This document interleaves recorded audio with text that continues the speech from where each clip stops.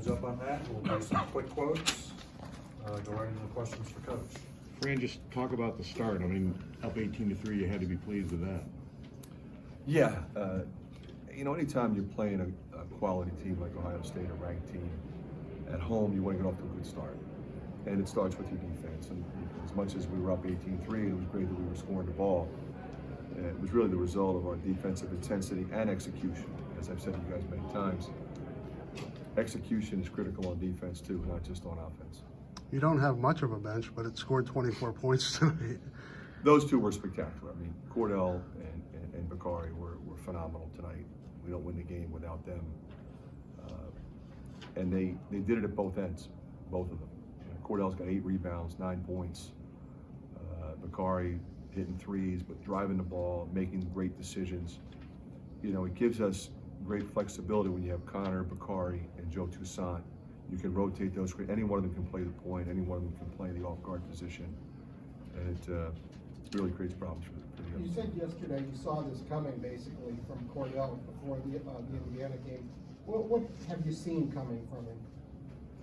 Well, I think you look at his effort, but his confidence and his explosiveness. I don't know that we've seen his explosiveness like that in a while. And it's understandable, when you have a couple surgeries, groin surgery and leg surgery. So I'm just thrilled for him because it took him a while to get back to where he's got that kind of, he was always a quicker guy, even though he's a big guy. He's kind of a wide body post, but he always had a quick burst, and you saw that tonight. You said yesterday he'd kind of been doubting himself. Did you have to kind of talk him through that and kind of get him back to where he was mentally? Well, it never seemed like he was doubting himself. He's a guy, he's a talker. He's constantly encouraging his teammates. He's got a real keen sense of what we're supposed to be doing at either end of the floor. So he was contributing whether or not it was, as much as he did tonight. So I didn't really notice that. I kept talking to him. I kept believing in him. I knew we were going to need him, and I think he knows we were going to need him. And he came through in a big way tonight. McCaffery is, coming up with a lot lately. Do you think this is an extension of him just being more and more comfortable with this program? Yeah, he's a really good player. And I kept saying that, and you guys, I think, were looking at me when he maybe didn't play as much or didn't have as good a game. But ever since he got here in the summertime, that's how he plays. He drives it, he kicks it, he's got great feel, he's got a great temperament. He plays defense, he sticks his nose on the glass, he can make threes. I think he was pressing a little early. We still had J-Bo, and he's trying to find his place. No fault of his. We played him out of position. We needed him to play kind of on the wing a little bit more. He's good there, but he's also good with the ball. And I like the fact that you can do that with him and with Connor. So Connor will bring it down. He'll be the 2, because now he's catching the ball in a different place. We're running sets, and then he'll come down, and then we'll put Connor somewhere else. Now he's the feeder, and it changes the complexion of the plays that you're running when you can move guys around like that. Ohio State was #1 in 3-point percentage coming in. You guys were pretty disruptive overall, having them shoot threes. How do you feel you slowed them down? Well, I think early on we were really locked into high hand closing out into their space.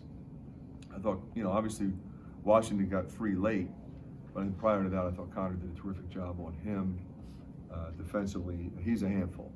I've been really impressed with him. I think to a man, I thought we did a good job on their guys, with the exception of Lydell, who's a really good freshman. He's a terrific player, active, wide body, quick. He got free in the first half in the zone. In the second half, he was driving the ball. He was on the offensive glass.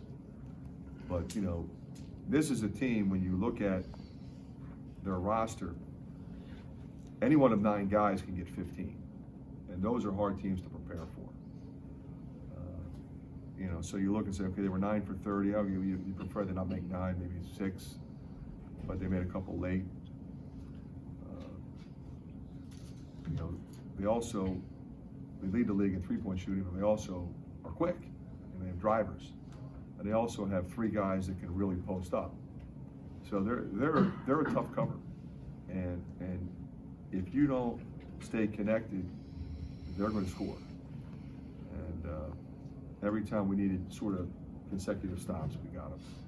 Fran, it doesn't look like, I mean, maybe it's a creation of people on the outside, this thing about hitting a wall late in the season, but it doesn't look like your team has ever hit any kind of a wall. Is that the case? And if so, why? Well, I think we've been smart with how we work them in between games. I think we challenge them to be in the kind of condition you need to be in to play long periods of time. I mean, you look at the minutes, guards at 35, Weezy 36, Connor 35. Everybody else is between 18 and 29. So I think if you ask the guys, they would prefer that. If they settle down, they get comfortable. But then you have to worry about fatigue, and then you're late, so you foul. Now they're in the bonus. I mean, all those factors enter into your decision making. But if you utilize your timeouts and immediate timeouts, and you prepare them from a conditioning standpoint, they can do this. Kind of big 3 before the half by Wieskamp. Huge 3. Did you draw that up just to get him kind of going? No, I did not. I wish I could tell you that I did. We called a man play. They came out in the zone. And it was a great read. I forget who threw on the ball. I think it was Luka. It was Luka. Yeah, I thought Luka was going to pull, and he made one more. I mean, you look at Luka, 4 assists, 2 turns tonight, and they were coming on him.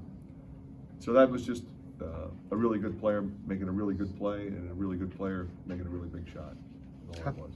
How close was CJ tonight to being able to play? Fairly close. Fairly close. I mean, he worked out hard this morning to see. It was too sore. We're not going to see what we need him for the long term. We're not trying to steal one game and see if we can get 15 minutes out. There's no way he could have played 35 minutes. So there's no sense putting him out there. It's still black and blue and all that. When your bench is scoring like this, or even just contributing in the ways that you want them to contribute, how good can this team be, especially with the next month? Well, obviously, you make 10 threes, and McCaffery was right in the middle of that, and so was Joe Toussaint. Connor makes a big one right out of the gate. It's really critical without CJ and with the way they're guarding Wieskamp.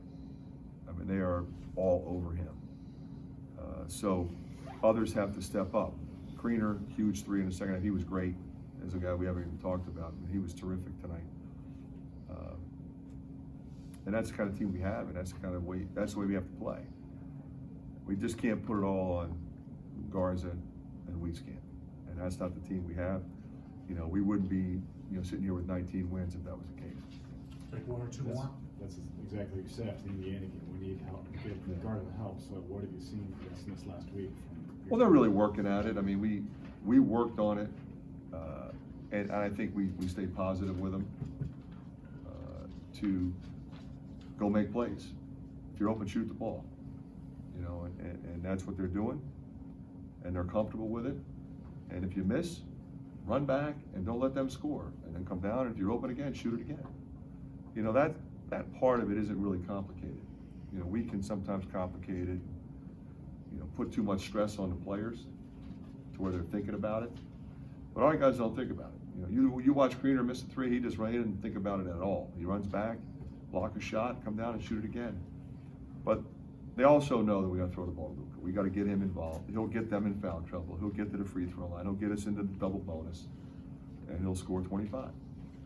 Is this team probably, when it comes to confidence, maybe the lowest maintenance team that you've Yeah. had? Yeah, and I think a lot of that is, we've got some veteran, even though we start a young lineup, if you think about it. But we're bringing some seniors off the bench that they're really not mistake makers. Good. Thanks, Coach.